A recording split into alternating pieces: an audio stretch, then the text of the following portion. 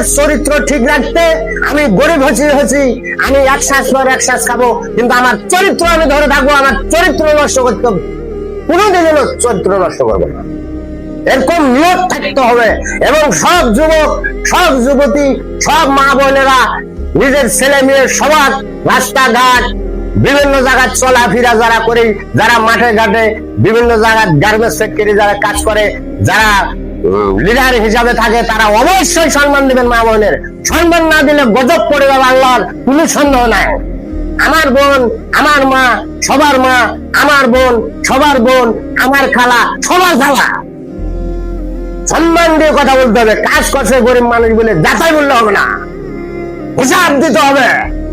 দুনিয়াতে গজব পড়বে ওই মানুষের উপর, দেখবেন ওর ফ্যামিলির উপর নাই, ওর বাচ্চার উপর না হলে ওর পিড়ির উপর পড়বে, করবে 100%, কোনো সন্দেহ নাই।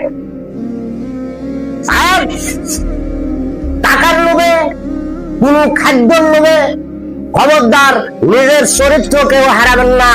দরকার হলে গাছের পাতা চাবে খাবো, গাছের পাতা চাবে খাবো, আল্লাহর জমিনে গাছ আছে, এই গাছের পাতা চাই এক শ্বাস খাবো, কিন্তু এই খাদ্যের জন্য, এই টাকার জন্য চরিত্র নষ্ট করব না, এবং ভুল কাজ করব না, এবং অবৈধ করব না।